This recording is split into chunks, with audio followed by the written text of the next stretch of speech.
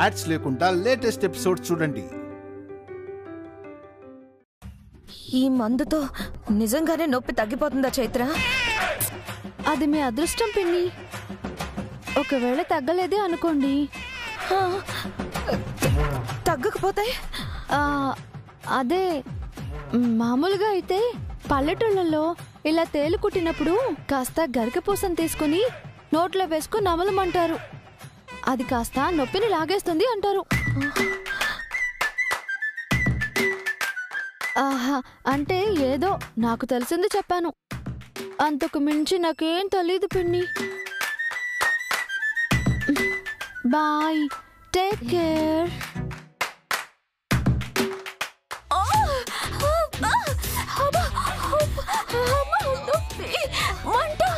ఇందాకేంటే తేలు కుట్లేదని అబద్ధం చెప్పా. ఇప్పుడు ఆ హిస్టరీ అంతా నేను నీకు చెప్పుకునే పొజిషన్లో నేను ఇప్పుడు లేను. ఇప్పుడు అడగకు పిన్ని.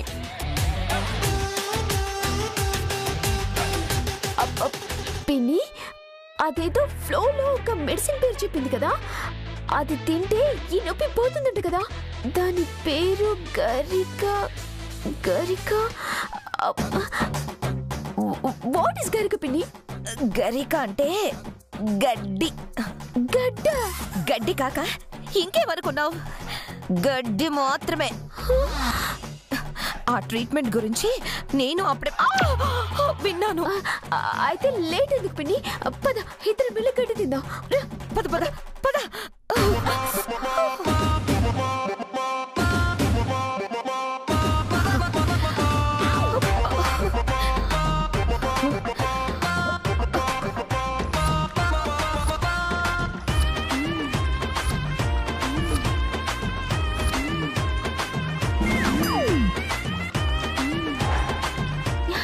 పిన్ని,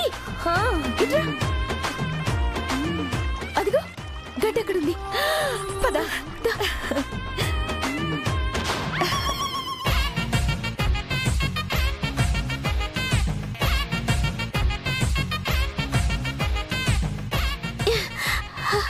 పిన్ని, గడ్డి తిందామా?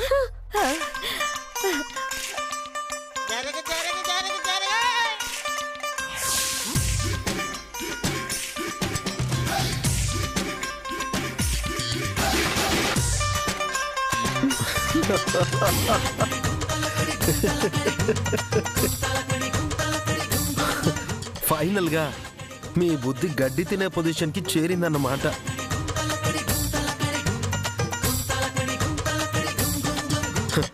తప్పు చేసిన ఎవరైనా ఈ గడ్డి తినే పరిస్థితికే వస్తారు.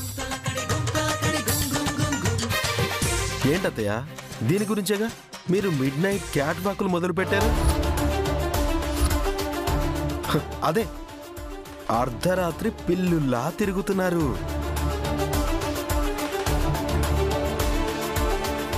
నీకెందుకు కష్టం అత్తయ్యా? అడిగితే నేనే ఓపెన్ చేసావని కదా. చైత్ర, ఇటు తిరుగు.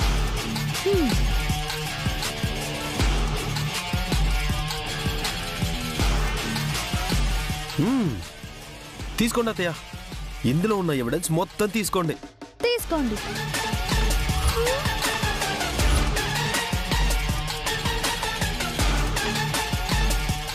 అంటే ఇంతవరకు ఎంటీ దాన్ని చూపించి మమ్మల్ని టెంప్ట్ చేశారన్నమాట.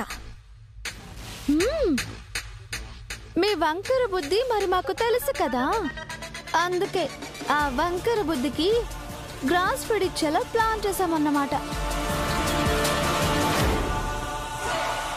చైత్ర, చెప్పాను కదా అత్తయ్య, నిజం కంటికి కనబడకపోయినా బగ బగ బగ మండుతూనే ఉంటుందని. ఆ మంట ఏ రూపంలో అయినా మీ మీద దాడి చేయొచ్చు. ప్రస్తుతానికి ఈ రూపంలో దాడి చేసింది. పిన్ని, కడుపు నిండా గడ్డి తిన్నారుగా, వెళ్ళి కంటి నిండా నిద్రపోండి. గుడ్ నైట్ పిన్ని, స్వీట్ డ్రీమ్ స్మైలీ. పద కన్నయ్య.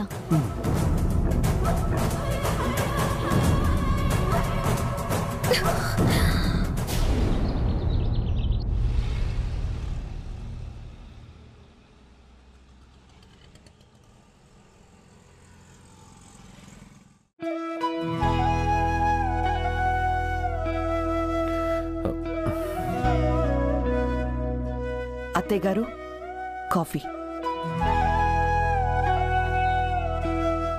ఆనంద్,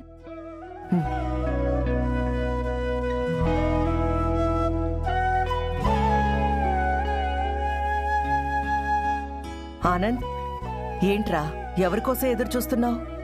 ఈరోజు విఠలరావు కేసు గురించి విరాజ్ కోర్టుకు వెళ్తున్నాడమ్మా. ఈసారి ఏం చేస్తాడో ఏంటో మరి. నిజాన్ని బయట పెడతాడమ్మా. అది మీరే చూస్తారు. చూస్తాం ఆనంద్, ఎందుకు చూడం?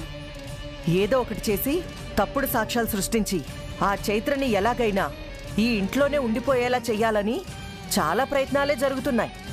చూస్తేనే తెలుస్తుంది. కానివ్వండి, కర్మ, ఏం చేయగలం? అమ్మా, కోర్టులో న్యాయదేవత కళ్ళకి గంతలు కట్టగలమేమో కానీ న్యాయం చెప్పే జడ్జి గారికి కాదమ్మా. ఏది న్యాయం ఆయనకి తెలుసు. ఆ జడ్జికి ఏది తెలిసినా చైత్రకు అనుకూలంగా మాత్రం ఏ న్యాయమో రాదు, రాకూడదు.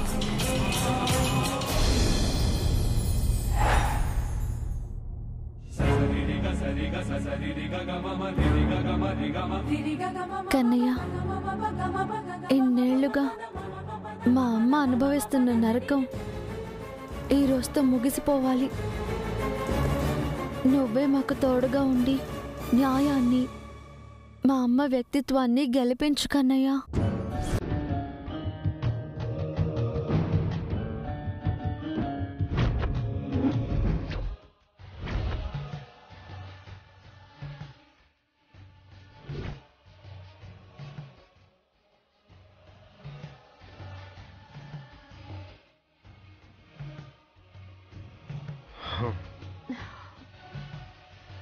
ఆ దేవుడి బ్లెస్సింగ్స్తో పాటు న్యాయం కూడా మన వైపే ఉంది. టెన్షన్ వద్దు చైత్ర. ఏది ఏమైనా సాక్ష్యాలు మనకే సపోర్ట్ చేసి మనకి దక్కాల్సిన న్యాయమైన తీర్పు మనకే దక్కుతుంది.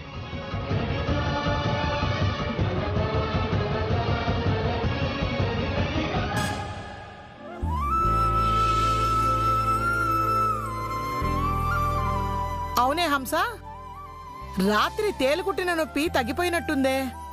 మందు బాగా పనిచేసిందా? తిన్న గడ్డి బాగా పనిచేసినట్టుంది బామ్మ. పనిచేసింది విరాజ్, చాలా బాగా పనిచేసింది. మీ సలహా సాయం అంత సులువుగా మర్చిపోను. మీరు చేసిన వెటకారాన్ని మర్చిపోను.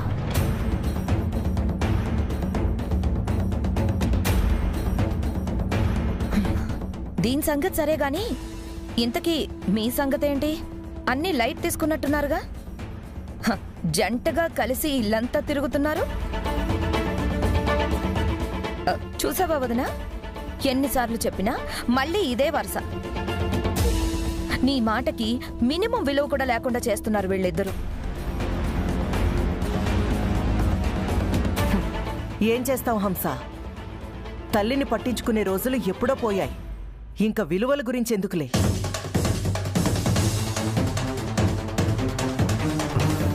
అత్తయ్య, ప్రతిదీ ఏదోలా స్క్రాచ్ చేసి దాన్ని ఇష్యూ చేయాలని ఎందుకు చూస్తారు? కలిసి వచ్చారు, ఆ విషయాన్ని క్యాజువల్గా కూడా చూడొచ్చు కదా. మీకింకా తేలుకుట్టిన నొప్పి పోనట్టుంది. మామ్, తప్పొప్పులు చూసే కళ్ళని బట్టి ఉంటాయి. వాటి గురించి నేను మాట్లాడను. తల్లిగా ఎప్పుడూ నీ బిడ్డల గెలుపునే కోరుకునే గొప్ప తల్లివి నువ్వు. నీ మనసేంటో నాకు తెలుసమ్మా.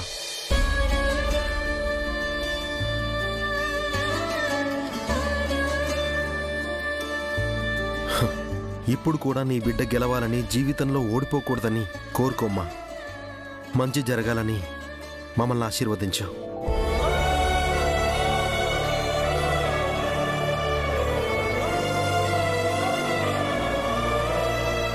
ఎవడో ఒకడు పనికి మాలిన కేసులో అరెస్ట్ అయ్యాడు. వాణ్ణి విడిపించడానికి నువ్వు తిప్పలు పడుతున్నావు. ఇందులో నీకు జరిగే మంచేంటో నాకేం అర్థం కావడం లేదురా. మంది కోసమే ఇలా నీ బతుకుని అంకితం చేసుకో. నేను ఆశీర్వదిస్తూనే ఉంటాను.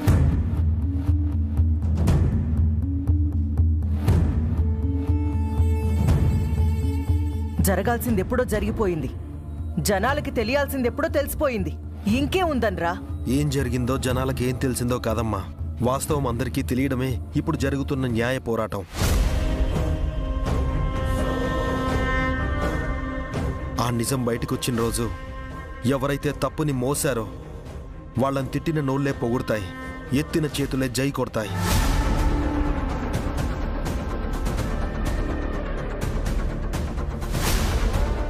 తప్పు చేసిన వాళ్లను తరిమి తరిమి కొడతాయి. వీడి డైలాగ్ ఫోకస్ అంతా నా మీద పెట్టి మాట్లాడుతున్నాడు. ఛీ, అంతా నా కర్మ. అత్తయ్య, ఈ ఇంటికి తగిన కోడల్ని నేను కాదు అని నన్ను బయటికి పంపించాలని మీరు అనుకుంటున్నారు.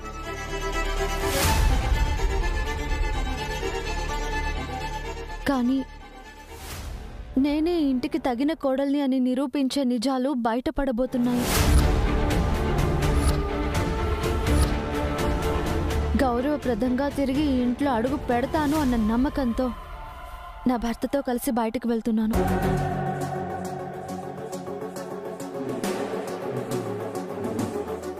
నిజమేంటో మీకు తెలిసే తీరుతుంది. మరి మీరు చెప్తున్న నిజం నిరూపణ కాకుండా పోతే అప్పుడేం చేస్తావు?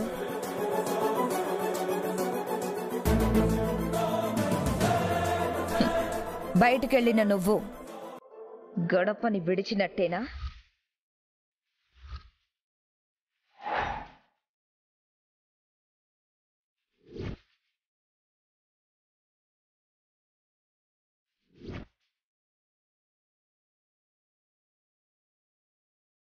నిజం నిరూపించకపోతే నువ్వు ఈ ఇంటికి తగిన దానివి కాదు అని తేలితే ఇక ఈ ఇంట్లో అడుగు పెట్టవు కదా అని అడుగుతున్నాను.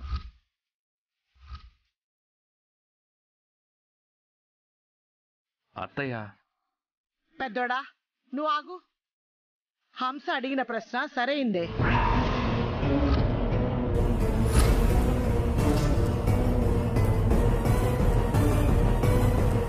చైత్ర కూడా సమాధానం చెప్తేనే కదా ఇక ముందు ఏ సమస్య ఉండదు, విషయం కూడా తేలిపోతుంది.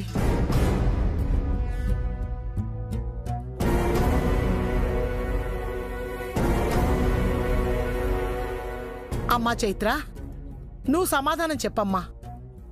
నువ్వు చెప్పినట్టే జరిగితే చిన్నోడి భార్యగా ఎప్పటికీ ఈ ఇంటి కోడలుగానే ఉంటావు. కాదని నిరూపించబడితే మాత్రం హంస చెప్పినట్టు ఈ గడపకి నీకు ఎలాంటి సంబంధము ఉండదు. ఏమంటావు?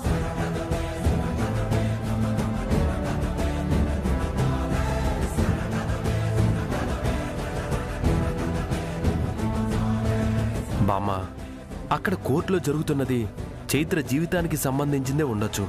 కానీ దానివల్ల విరాజ్ చైత్రల బంధాన్ని వేరు చేసే నిబంధనలు సరైనవి కాదు. అనయ్య, పర్వాలేదు. అత్తయ్య అడిగిన ప్రశ్నకు నా భార్య తరపున నేను సమాధానం చెప్తున్నాను.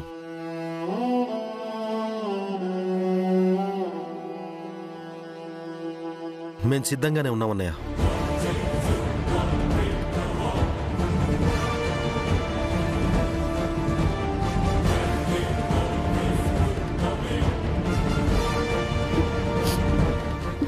అవును, సిద్ధమే. మా అమ్మ మోస్తున్న ఆ బరువు నిజం కాదు, నింద అని నిరూపించకపోతే బయట పెట్టిన నా అడుగు ఇంకెప్పటికీ తిరిగి ఇంట్లో అడుగు పెట్టదు.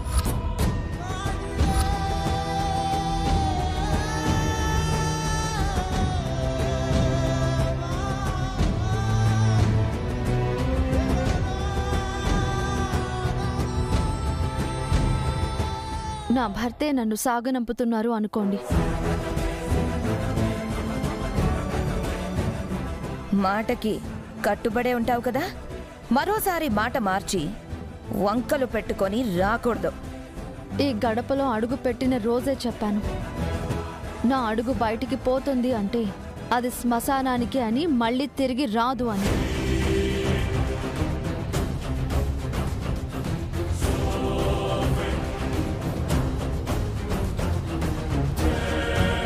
నిజం నిరూపించకపోతే ఇదే జరిగేది. మా అమ్మ వ్యక్తిత్వం ఎంత పవిత్రమో నాకు తెలుసు.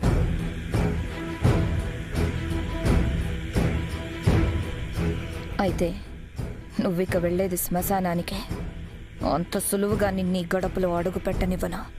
అడుగు పెట్టే అవకాశమే ఇవ్వను. అన్నయ్య మేము వెళ్ళొస్తాం. All the best Viraj. మీరు అనుకున్నది సాధించుకొని జంటగా తిరిగి శుభంగా ఈ గడపలో అడుగు పెట్టాలని కోరుకుంటున్నాను. థ్యాంక్స్ అన్నయ్య. పద చైత్ర. వెళ్ళొస్తాం ఆనంద్ గారు.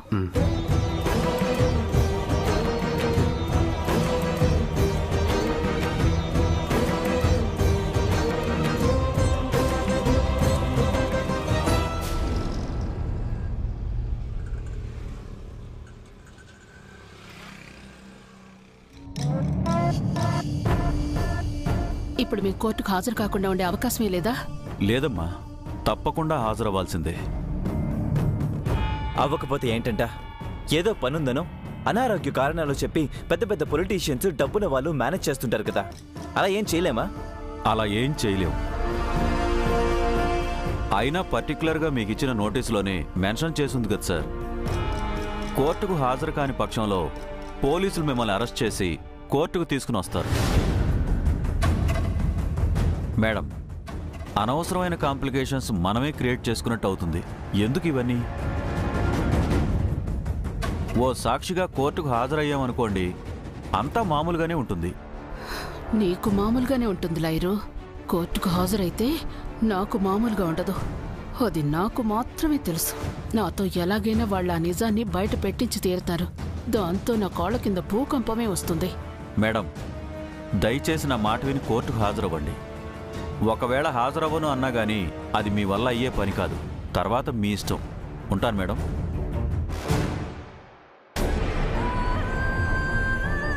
ఏంటి మమ్మిదే, వాళ్ళని దెబ్బ కొడదామని ఎత్తువేస్తే ఏనుగు తొండంతో కొట్టినట్టు వాళ్ళు మనల్ని చావు దెబ్బ తీశారు. ఇప్పుడు ఈ సమస్య నుండి ఎలా బయటపడాలో, ఎవరు మనల్ని బయట పడేస్తారో తెలియట్లేదు.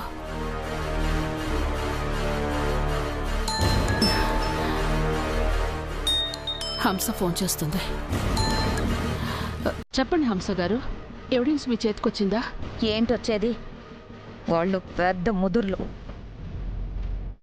దాన్ని కొట్టేయాలని మేం ప్లాన్ చేస్తే మా ప్లాన్ని మాకే రివర్స్ చేశారు. అంతేకాదు, ఆ ఎవిడెన్స్ని ఎప్పుడో కోర్టుకు అందేలా చేశారు.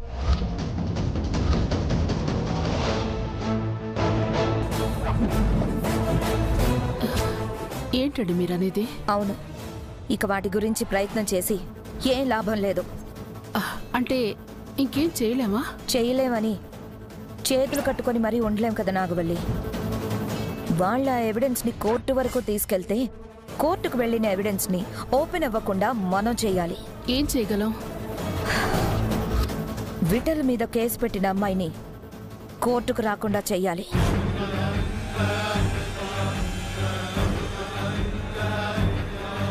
ఆ అమ్మాయి కోర్టుకు రాకుండా ఉంటే తన మీదున్న కేసు క్లోజ్ అవ్వదు. కాబట్టి విఠల ఆ ఎవిడెన్స్ని ప్రాణం పోయినా ఓపెన్ చేయడు. మామ్, ఆవిడ చెప్పింది కరెక్టే. వీలైనంత తొందరగా ఆ పని చూడండి. ఇంతకీ మీరెక్కడున్నారు? కోర్టుకు హాజరవ్వమని నోటీసులు పంపారు. లాయర్ని కలిస్తే ఏదైనా పని అవుద్దని కోర్టు ఏరియాకు వచ్చాం. కానీ ఏం లాభం లేదు. ఇప్పుడు మీరు చెప్పిందంతో కాస్త ధైర్యం వచ్చింది. అంటే మొత్తానికి కథకి ముగింపు పలకడానికి చాలా గట్టి ప్రయత్నాలే జరుగుతున్నాయి. అంత సులువుగా ఎలా కుదరనిస్తాను? నాగవల్లి, నువ్వేం చేస్తావో నాకు తెలీదు. ఆ అమ్మాయిని కోర్టుకు రాకుండా నువ్వే ఆపాలి. నేనేం చెయ్యాలో అది చేస్తాను. సరే. దాన్ని కోర్టులో అడుగు పెట్టనివ్వను మామ్. అది కోర్టులో అడుగు పెట్టదు. ఫిక్స్ అయిపో.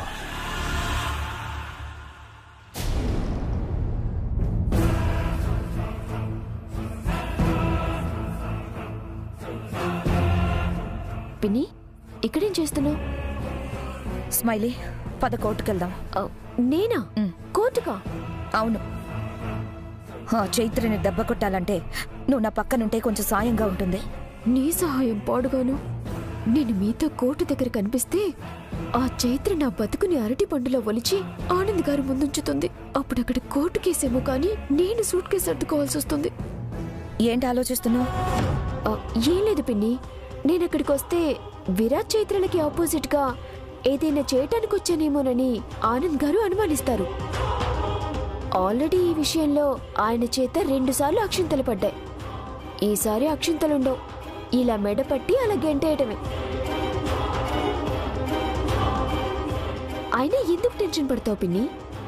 అక్కడ చేయాల్సిన చెత్త చేయటానికి ఆ నాగవల్లి పృథ్వీలున్నారుగా, వాళ్ళే చూసుకుంటారు. ఇక్కడ మనకెంతుందో అక్కడ వాళ్ళకి వీళ్ళ మీద అంతే ఉంది. నేను ఒకవేళ కుదిరితే రావడానికి ట్రై చేస్తాను.